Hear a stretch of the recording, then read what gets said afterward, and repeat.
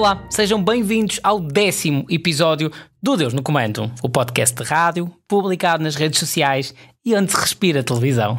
Mas vá, chega de histórias, quer dizer, pelo menos as minhas histórias. Hoje vamos nos focar nas histórias dela. Dela quem? A minha convidada especial.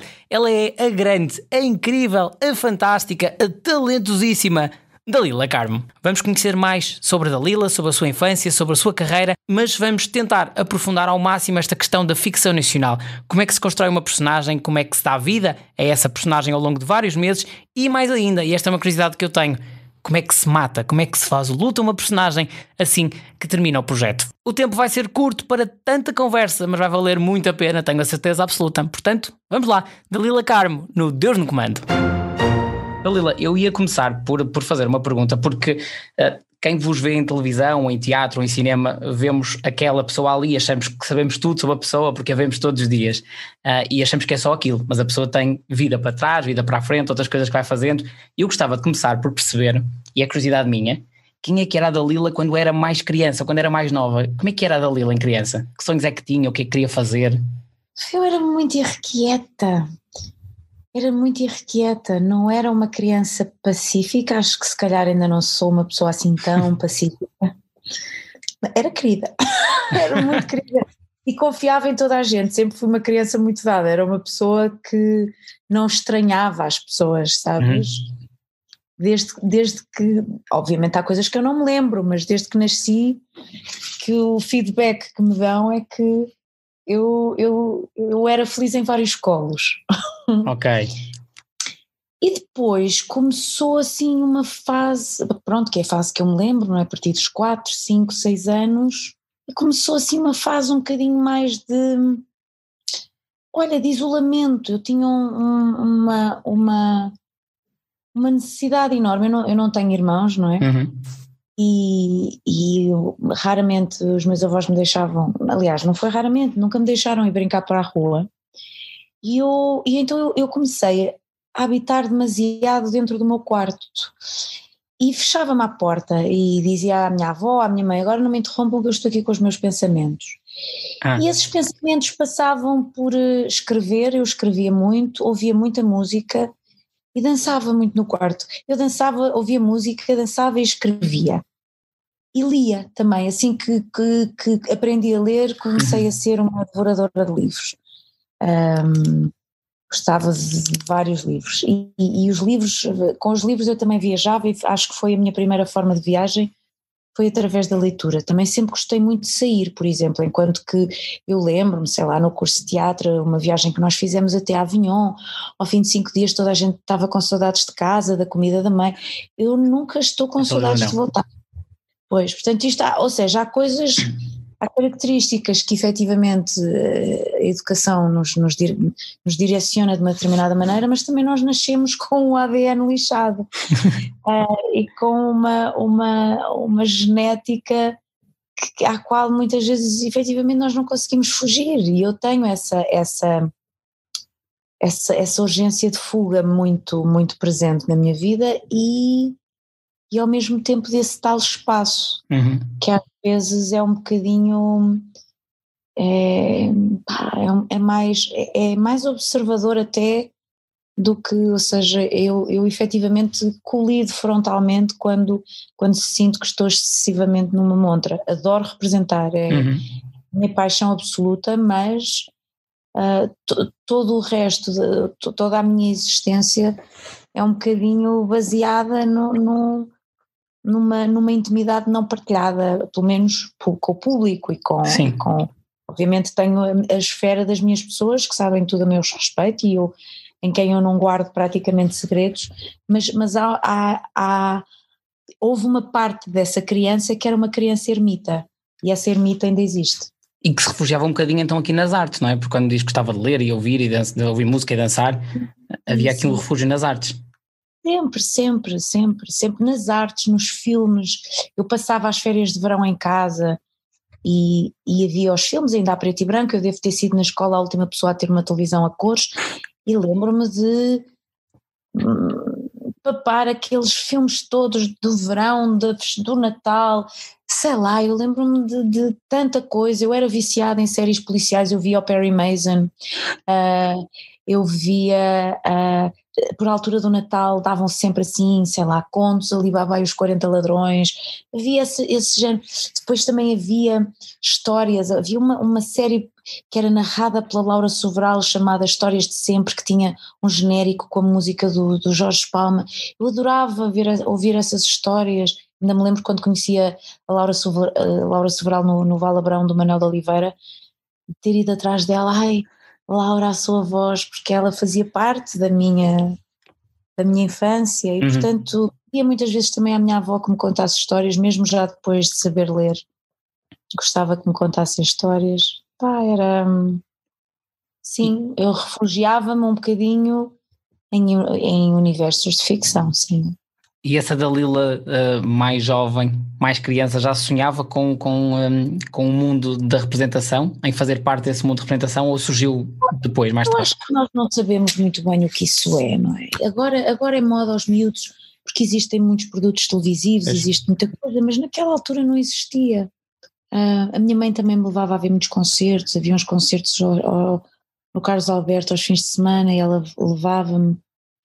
Eu não sabia o que é que eu queria, fui para o balé, andei no piano, portanto tinha aulas de piano, tive aulas de balé, eu sempre tive uma formação, a minha mãe sempre se preocupou com essas coisas, portanto eu adorava tocar piano, eu lembro-me eu era péssima aluna no piano, mas por exemplo quando havia espectadores e eu tinha a responsabilidade de tocar piano em público, provavelmente houve uma música que, se não estou em erro, foi a única vez em que eu toquei bem, foi quando tive espectadores a olhar para mim. Portanto havia essa relação com o público, eu adorava, eu lembro-me da minha primeira apresentação ao público no balé, no Teatro Rivoli, da minha excitação, eu só queria era que aquela cortina se abrisse para eu entrar. Portanto havia isto, mas eu acho que não era capaz de verbalizar ainda. Eu acho que nós não sabemos. Sim. A uma determinada altura tudo o que nós dizemos é uma coleção, não é? Eu perguntava-me coisas, eu queria ser tudo e não queria ser nada e ainda não sei, acho que conscientemente nessa altura sim, nós não temos uma grande ideia com consistência. Vamos percebendo aquilo que nos faz felizes e eventualmente sim, eu tinha eu adorava estar em cima de um palco, fosse a tocar piano, fosse a dançar, gostava muito.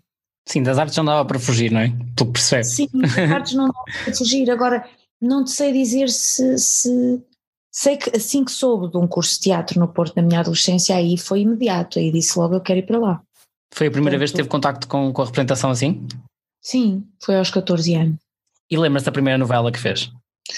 Lembro-me da primeira série, porque o meu primeiro trabalho em televisão foi o Diário de Maria, como protagonista, que foi assim e quando acabei isso estava um bocadinho traumatizada, porque tinha sido assim uma produção muito caótica e pronto, e fugi, eu fugi para Nova Iorque e depois quando fui chamada para um novo trabalho, que também era série, que era o Todo o Tempo do Mundo da TVI, até foi o Zé Eduardo Muniz que me falou, eu estava em Nova Iorque, primeiro ligou-me a Margarida Marinho e depois telefonaram-me, foi em 99, eu acho que já tinha o meu primeiro telemóvel já, e disseram-me vem, ai não quero, eu estou traumatizada, porque eu preciso fazer sempre estas mudanças no mindset, eu acabo uma coisa e parece que preciso reformular, há pessoas que gostam de encadear os trabalhos uns nos outros e fazer tudo de seguida e fazer as coisas ao mesmo tempo, eu prefiro fazer uma gestão económica da minha vida e ter sempre uma margem para me poder pirar de vez em quando e para poder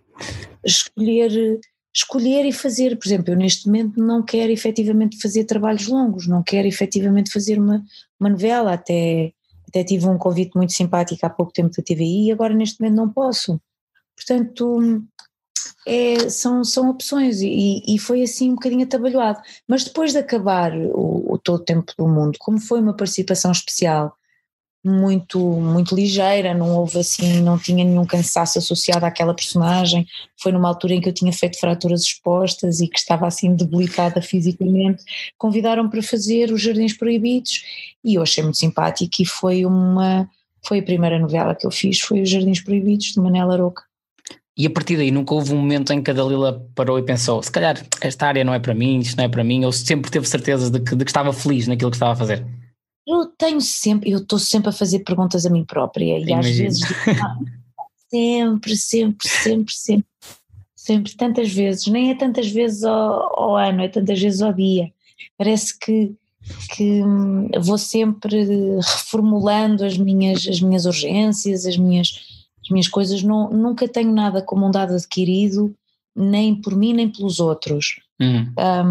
E também porque eu sei que tenho uma personalidade muito forte e portanto também neste momento preciso de estar dedicada a projetos mais pessoais, que obviamente serão como atriz também, mas ideias minhas, precisamente para eu ir reciclando constantemente as minhas motivações, não ficar farta nem de mim, nem deixar que o público fique farto de mim, porque senão, se nós entramos em tudo, o público deixa de nos ver. Eu acho que é importante criarmos momentos de teatro, momentos de televisão, momentos de cinema, e para essas coisas serem bem feitas é preciso haver tempo para as amadurecer e não vamos à qualidade pela exaustão e pela quantidade de trabalhos que nós temos. Isso também é difícil, porque também parte de nós fazermos essa gestão económica, mas eu tirando o meu exotismo de viajante, eu sou uma pessoa relativamente regrada e não tenho grandes extravagâncias. Mas faz essa gestão, portanto, quando vai para aceitar um projeto ou para negar um projeto, não é? Para recusar um projeto, há muitas coisas a pesar para além do guião, para além do elenco, para além da personagem, há toda essa gestão que a Dalila tem que fazer sempre?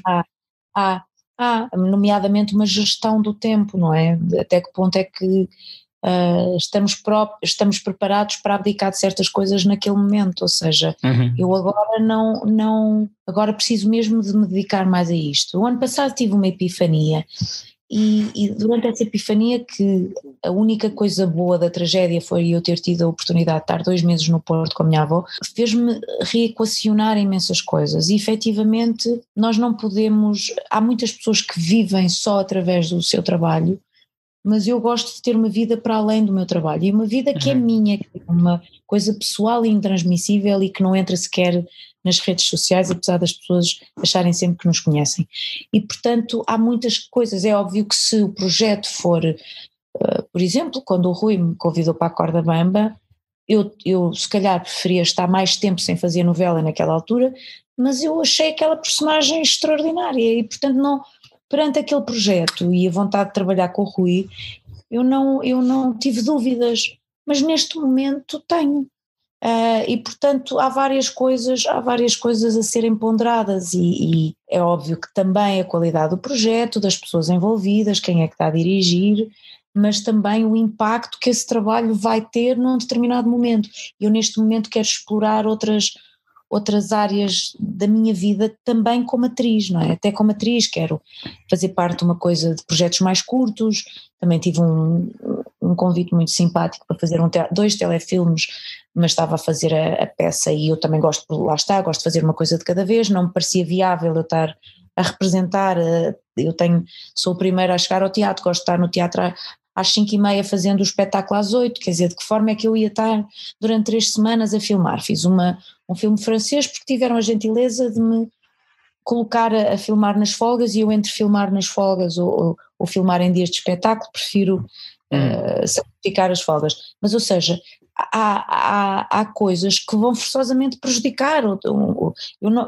se eu sinto que estou a prejudicar o meu trabalho fazendo 2 ao mesmo tempo, eu só vou fazer 1, ou se sinto que neste momento preciso de recarregar baterias, reestruturar a cabeça, organizar-me de determinada maneira, eu também, e contra mim falo, tomarei essa decisão, porque eu sei que são decisões difíceis, já para não falar de que eu serei sempre vocal na minha área e as pessoas vocais são indesejadas, portanto eu também quero trabalhar com as pessoas que estão abertas ao diálogo comigo, porque eu não faço cortes, não é? Pronto, e não fazendo cortes também é mais complicado e é uma posição que eu também assumo com veemência e ferozmente. Acho que é a única maneira, sabes? Não, é uma questão minha, até ando a estudar até que ponto é que a minha verdade não é demasiado inconveniente, mas efetivamente eu gosto de ter o canal de comunicação aberto e gosto de pessoas que não tenham medo que eu falo e portanto há todo um conjunto de circunstâncias a ser analisado em cada trabalho. No fundo, dos dois lados, não só do meu como dos outros, hein? É isso, que seja um trabalho de equipa, não é? Que haja aqui um caminho de duas vias nos trabalhos que faz. Um trabalho de equipa, sim. E é um meio muito tricky, é um meio onde somos tão amigos, mas se calhar não somos tão amigos e, portanto, tão fundamental existirmos para além disto tudo, existirmos para além da realidade da ficção. É tão fundamental, pessoal e profissionalmente, termos alicerces realmente, porque eu sou zero deslumbrada, zero, e recuso-me a ter, não é falta de humildade, eu recuso-me a mentir a mim própria perante a necessidade de trabalhar. Portanto, mais facilmente me dedico ao meu Airbnb que tenho e faço outras coisas. As outras coisas todas. Acho importante termos essa liberdade. Sem ser preciso revelar ao pormenor, mas já alguma vez aceitou um projeto e depois a meio deixou de acreditar no projeto ou na equipa e continuou a fazer o projeto na mesma? Já, não te vou dizer qual, mas sim. Sim. E como é que se continua a fazer um projeto no qual já não se acredita tanto? É uma travessia no deserto, mas o mais complicado é porque nós até conseguimos renovar motivações nas coisas. O mais complicado é quando tu tens uma luta para que aquele projeto siga uma determinada direção construtiva e um bocadinho mais profunda e as pessoas estão contra ti. Isso é o mais difícil. Isso é uma travessia no deserto, porque efetivamente vivemos numa era de facilitismo, de satisfação das necessidades no imediato, de pressa, de entrar em máquinas, de corresponder à máquina. Eu sou uma máquina a trabalhar, eu tenho uma produtividade um bocadinho assustadora, mas não deixo de questionar. E, portanto, quando tu percebes que estás a questionar sozinho e que as pessoas nas tuas costas não só não estão contigo, como não estão a remar para o mesmo barco que tu e há uma certa maledicência nesta realidade, é um sentimento de solidão muito grande e esse sentimento de solidão sobrepõe-se ao desencanto em relação ao trabalho. Portanto, é uma dupla tristeza, é porque existem sempre ferramentas que nós podemos ir buscar para contrariar e podermos sempre fazer qualquer coisa especial com aquele projeto, com aquelas cenas. Agora, se de repente te sentes sozinho no barco, é insuperável o sofrimento que isso pode desencadear. No caso, por exemplo, das telenovelas, é muito cansativo fazer uma telenovela? É muito cansativo, é o trabalho mais difícil de todos. É de ir à exaustão, e quando eu digo à exaustão máxima, porque eu também sempre contrariei o piloto automático neste registro, porque há um piloto automático que te salvaguarda, mas eu não sei trabalhar assim, não quero, eu tenho esta missão de pessoal, cada pessoa encara isto de forma muito bem entender, sem qualquer tipo de julgamentos sobre o caminho das outras pessoas, mas efetivamente, quando eu comecei a fazer televisão, eu sempre pensei, eu sou uma artesã e como é que eu vou conseguir ser uma artesã numa indústria? E portanto, levando essa autorresponsabilidade às costas é muito complicado, é mais cansativo efetivamente, porque trabalhas cada cena como um momento único, não queres nunca mecanizar, não queres nunca automatizar, e a partir do momento em que estás constantemente em carne viva, é óbvio que o desgaste é muito maior, porque são dezenas e dezenas e dezenas e dezenas de cenas por semana, que é uma loucura, chegam a ser 30 e 40 páginas por dia, em que tu depois de gravares 10, 11 horas já chegaram a ser 16, já cheguei tarde quase 18 horas em estúdio, mas felizmente isso agora não acontece. Chegas a casa e ainda tens de curar. Portanto, o que é que acontece ao nível neurológico? O cérebro fica em cima de um skate e tu queres travá-lo e já não consegues, e portanto a partir do 3º, 4º mês, eu que sofro de insónias, a partir do 3º, 4º mês começa a ser um processo muito pouco são de trabalho. É difícil preservar essa sanidade e claro que a partir do momento que tu desequilibras um bocadinho tens sempre alguém à espreita pronto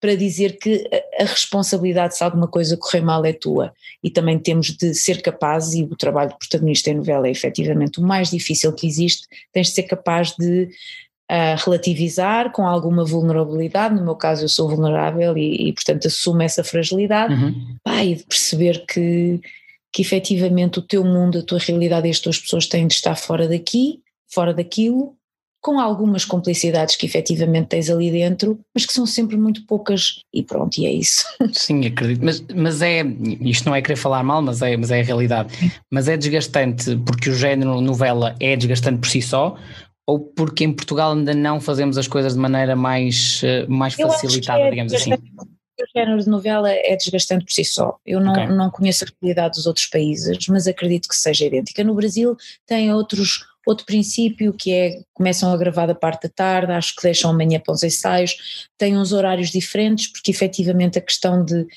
uma pessoa poder descansar de manhã é importante, e se calhar mudam os horários, vivem os horários de outra maneira. Isto é o que me dizem, mas eu não sei, não é? Portanto, eu também não conheço a realidade da novela noutros países. Portanto, não sei, mas acredito que seja muito uma coisa de formato.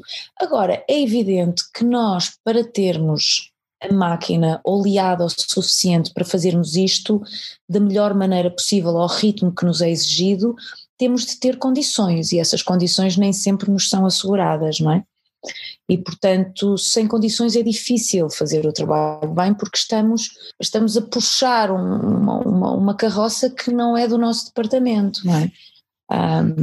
E portanto essas coisas poderia tudo ser muito mais ágil se não existissem constantemente determinados percalços. E sobre esses percalços eu já tive muitas lutas inglórias, neste momento não vou falar deles, mas sim, quer dizer, é uma dificuldade em todas as indústrias que façam este produto, e deste produto também faz parte ao nível da rentabilidade, não é? Portanto, para dar retorno a um investimento que é muito inferior em relação a outros produtos, e nesse investimento que é muito inferior em relação a outros produtos, há muitas coisas que são penalizadas, e essa penalização muitas vezes somos nós que a carregamos, porque para termos essa produtividade há certas dificuldades que não é suposto encontrarmos no caminho, porque tudo é mais ágil de outra maneira. Acho que desse ponto de vista a nossa indústria ainda não temos infraestruturas suficientemente consistentes, mas a vários níveis. Nós temos uma realidade que efetivamente é pobre, porque somos um país que é pobre, quer dizer, não vale a pena iludirmos com o Star System, que nós não temos estrutura para Star System. Portanto, podem fazer aqui o streaming que quiserem, ainda estamos muito longe de uma realidade europeia internacional. Não estamos nem aí, ainda havemos de ter, e com a competição melhor, mas alguém nos há de dizer, tipo, frontalmente, é preciso desembolsar, é preciso investir economicamente mais se vocês efetivamente querem sair desta realidade pequena. E também investir, quando eu digo investir, a todos os níveis, nos conteúdos, mandar pessoas lá para fora para fazer formação a nível de conteúdos, porque nós tecnicamente temos pessoas muito boas, temos mesmo muito bons técnicos, bons realizadores, mas ainda vivemos uma realidade muito provinciana ao nível da nossa ficção, e e toda a gente agora tem ideias para a Netflix, mas é sempre assim uma coisa um bocado no ar. E a Netflix que vamos ver quantos países é que nós conseguimos ir, ou seja, ainda queremos, é bom sonhar e nós temos sempre essa meta, mas a verdade é que nós temos de saber fazer sem nunca nos pormos em bicos de pés e termos a nossa dignidade intacta. E é difícil, não é? E portanto, para termos essa dignidade intacta, e eu gosto de acreditar, embora seja uma utopia, na meritocracia, acho que efetivamente temos de nos focar mais naquilo que é o ponto, o cerne desta questão, que é, bora lá ser muito bom, porque é com qualidade que se chega lá. Na Corda Bamba foi esse passo de qualidade? Eu achei mesmo, a Corda Bamba para mim foi um salto qualitativo tremendo. Aconteceu na altura errada, efetivamente, porque acho que o canal estava preparado para receber aquilo, porque eu acho que ao nível da realização, de muitas mudanças técnicas que se introduziram naquele projeto, ao nível da escrita, obviamente, porque o Rui tem essa capacidade de criar personagens densas, irónicas, de construir os cliffhangers, há ganchos que são perfeitos e que muitas vezes não são respeitados por causa da minutagem, ou seja, há toda esse salto qualitativo não foi aproveitado. E depois há outra coisa que é preocupante, não é? E que é a nossa dificuldade em desenvolvermos projetos e produtos cosmopolitas. Parece que nós não saímos da nossa realidade rural, que é uma realidade muito presente no nosso país, e que bom que ela existe, mas parece que é a única que funciona. E de repente não temos, e nem estou a falar de um certo progresso, porque eu acho que a tradição e visão em relação ao futuro tem de ser uma coisa, uma realidade combinada, não é exterminar uma para só existir a outra. Nós temos de saber combinar. É haver um equilíbrio. Presente e futuro. E estamos constantemente presos ao passado e a uma realidade. Eu não consigo muito bem perceber, não é? O que é que pode mudar daqui para a frente? O Rui criou uma coisa que efetivamente ia um bocadinho mais além, dentro dessa escuridão de que as pessoas às vezes falavam, mas quem nunca? Quer dizer, sim, nós somos feitos de sombras e essas sombras são fundamentais. Eu lembro-me quando era miúda e via desenhos animados, os desenhos animados nem sempre acabavam bem, as histórias que o Walt Disney pegou, dos irmãos Grimm, do Oscar Wilde, do Hans Christian Andersen, tinham finais infelizes, a pequena sereia desfazia-se em espuma no mar, hoje em dia é uma lavagem cerebral, parece que tudo tem que ter um happy ending e as personagens têm que ser unidimensionais. Tudo bem, o entretenimento o propósito do entretenimento é atenuar a realidade das pessoas, que é dura, mas também tem de haver uma componente de didática, também tem de haver uma componente de formação de identidades, de pensamento crítico, etc. E estamos a viver um momento em que a ideia é anestesiar as pessoas e torná-las um bocadinho alienadas da realidade, e eu sou totalmente pró-realidade, e se me quiser alienar, vou para as minhas montanhas, que ando sempre à procura delas. Exatamente. A título de curiosidade, o que é que a Dalila pensou quando o Rui Vilhena lhe entregou a Lúcia para as mãos? O que é que achou quando leu? Eu acho que tive amor à primeira vista com aquele projeto, eu não conseguia tentar de ler, sim, e o Rui sabia, é muito engaging, aquilo era muito irrecusável, porque tinha tantas camadas. Eu disse ao Rui, olha, envia, mas eu por norma prefiro sempre gerir as expectativas.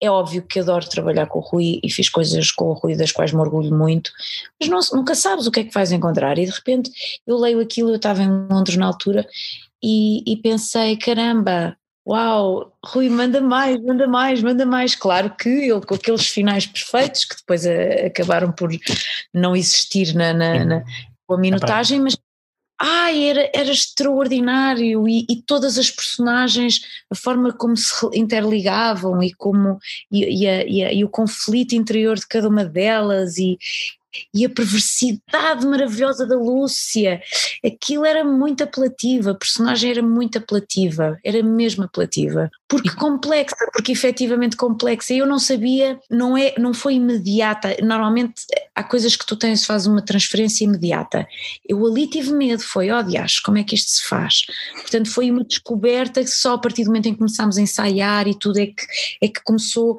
há coisas que tu imediatamente transferes e há outras que são tantas as possibilidades, são tantos os caminhos possíveis que tu pensas, ok, não tenho bem a certeza se sei qual é o caminho para aqui. A personagem vai-se construindo ao longo da novela, neste caso? Vai, sempre. Mas vai-se beber inspiração onde? A várias coisas, e também ao momento, para já eu acho que as minhas personagens em novela, elas começam a andar sozinhas ao fim de um mês e meio, às vezes 2. É quando elas já andam sozinhas e quando eu já não racionalizo tanto sobre elas, e as minhas escolhas já são escolhas inconscientes, praticamente subconscientes, okay, e não tanto o domínio da consciência. Eu ao início provoco provoca um sotaque, provoca uma atitude física, provoca uma relação com o outro, e a partir de uma determinada maneira, a partir de uma determinada altura, o corpo já se apropriou desses estímulos, já ganhou uma consciência própria, uma inteligência própria, e eu torno-me autónoma da personagem, e portanto a personagem sai com outra sai de uma forma espontânea, de uma forma orgânica e completamente independente de mim. Ela é ela, sabes? É ela que ocupa aquele espaço. E às vezes, efetivamente, começo as cenas sem saber para onde é que as cenas vão. E isso é que é o bom, é o prazer da descoberta no momento, é viver a cena, frase a frase, palavra a palavra. Em inglês diz-se be at the present time. Be present, stay present, e portanto eu não estudo a personagem em casa, eu decoro os textos em casa, eu defino algumas intenções em casa, mas não há qualquer espelho quando represento, ou seja, eu dou-me os pontos de partida e com esses pontos de partida eu começo a cena sem fazer puta ideia para onde é que a cena vai, e portanto obriga-te a uma verdade que de outra maneira não seria possível. São muitas horas a gravar, não é? Muitas horas a ser essa personagem. Aconteceu neste caso, estamos a falar da Corda Bamba porque é a novela mais recente que a Dalila fez.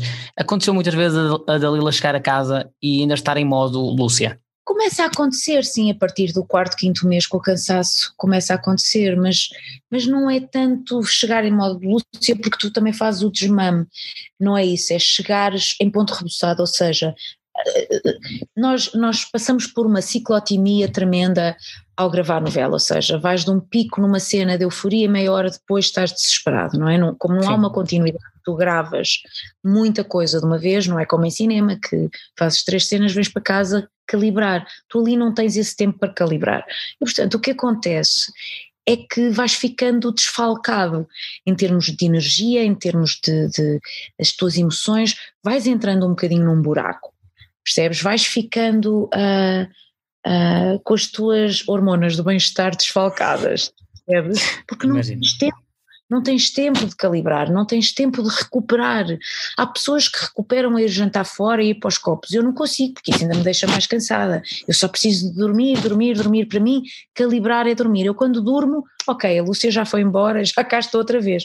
Agora, o que é muito difícil é mesmo recuperar toda a energia que se põe em cada personagem num dia em que estás a gravar 30 e tal cenas por dia e que te vais vestir a correr e que entras em estúdio a correr, em que dizem ação e que fazes as cenas à primeira e voltas para dentro e voltas para o guarda-roupa e trocas de roupa e retocas maquilhagem, vais a correr para estúdio e tens mais 4 páginas e já te esqueceste daquelas 4 páginas porque de repente há coisas que tens de fazer um refresh constantemente para te lembrares e volta a nova marcação. Tu tens de assimilar as coisas a uma velocidade tal, chegas ao fim do dia, nos primeiros meses ainda é suportável, ao fim do 4º, 5º mês o corpo ressente, o teu aparelho intelectual, emocional, os teus instrumentos, as tuas ferramentas começam a ficar feridas. Sim. Começam a ficar com feridas e tu não tens tempo suficiente para as mimar e portanto há ali uma zona que não é nem zona de Lúcia nem zona de Dalila, é uma zona, é um purgatório. É uma zona neutra ali. É uma zona difícil, é uma zona de o que é que eu posso comer para me dar energia, como é que eu hoje posso dormir bem, é uma coisa mesmo de calibrar, percebes? Efetivamente tentar nunca ligar o piloto automático e procurar sempre a frescura das cenas tem um preço. E quando o projeto chega mesmo ao fim, é um alívio ou este processo de fazer o luto da personagem é também complicado? Ai não, é sempre um alívio, projetos grandes é sempre um alívio.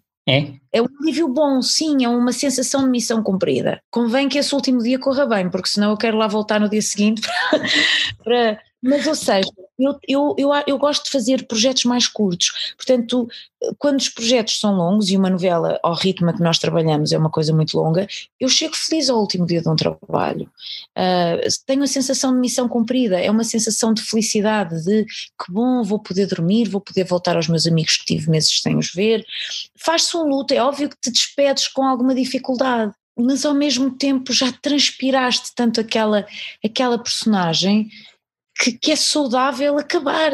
Acabar é uma coisa saudável, tanto para eles como para nós, como para o público, sendo que o público ainda aguenta mais uns tempos depois de nós acabarmos, à exceção efetivamente, da Impostora, que gravámos tudo antes de estrear, não é? Sim.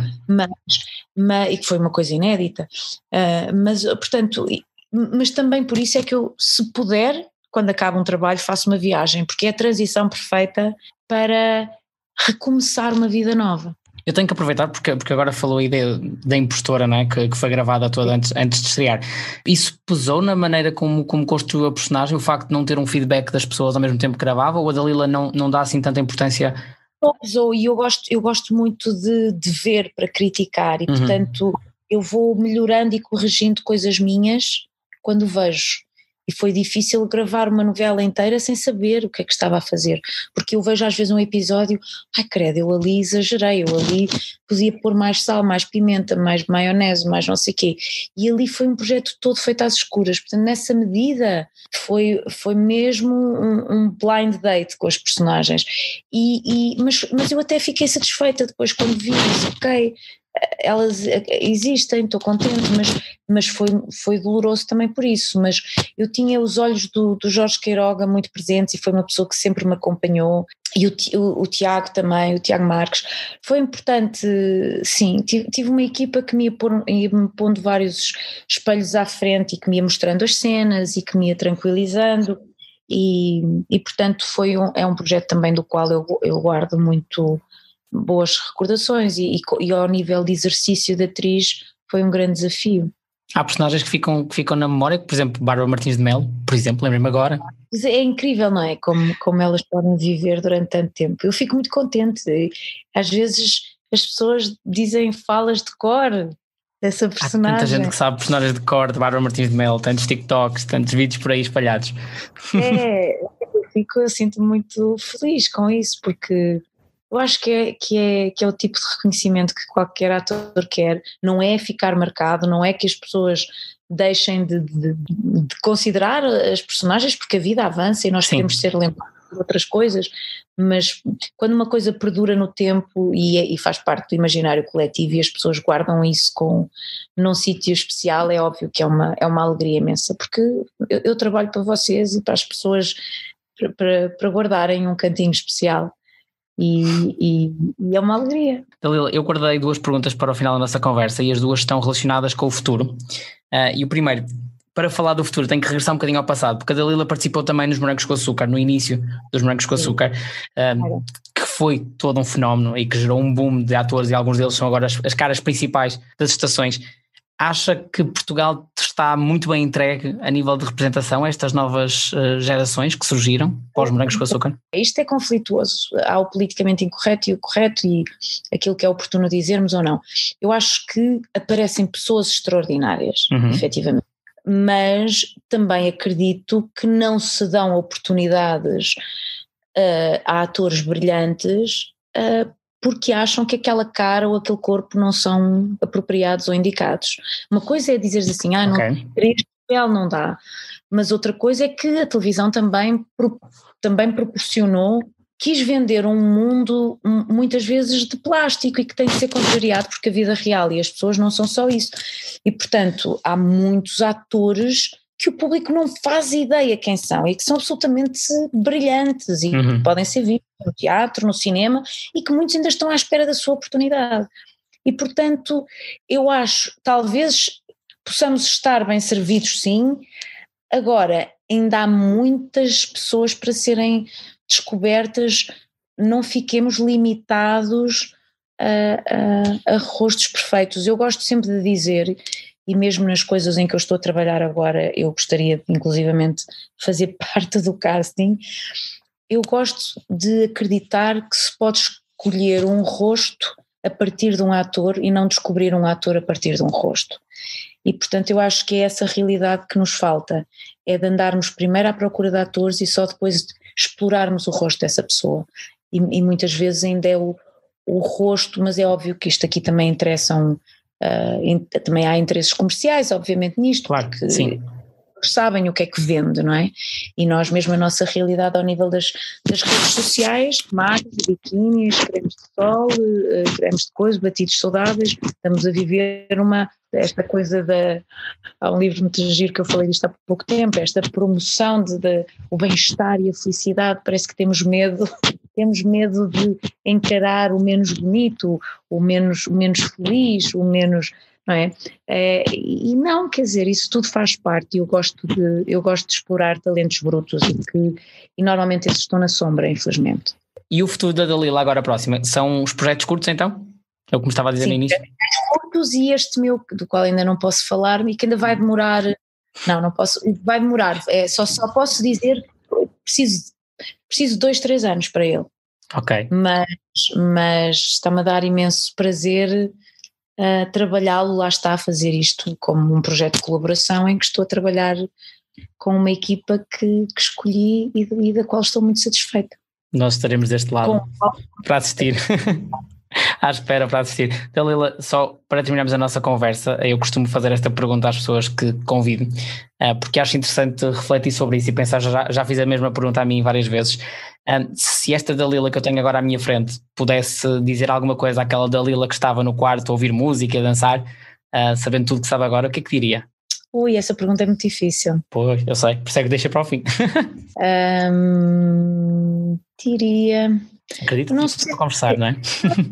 Não, eu não sei se lhe diria alguma coisa, na verdade. Eu não sei se lhe diria alguma coisa, porque há coisas que tu tens de efetivamente deixar esse universo todo florir, não é? Não há nada que se possa alimentar e felizmente tanto a minha mãe como a minha avó como o meu avô alimentavam esse lado. E portanto eu não diria nada a essa Dalila. O que eu gostava de fazer é o contrário, é exatamente o exercício oposto. O que é que a Dalila dessa altura diria à Dalila de agora? E o que é que diria, sabe? Era continuar a dançar dentro do quarto e a acreditar que ainda está tudo no princípio. Que bom, gostei. Não há melhor maneira de terminar. Dalila, obrigado. Muito obrigado por este bocadinho. Ficava horas aqui a ouvi-la. Um beijinho. Um beijinho enorme, Dalila. Um beijinho enorme.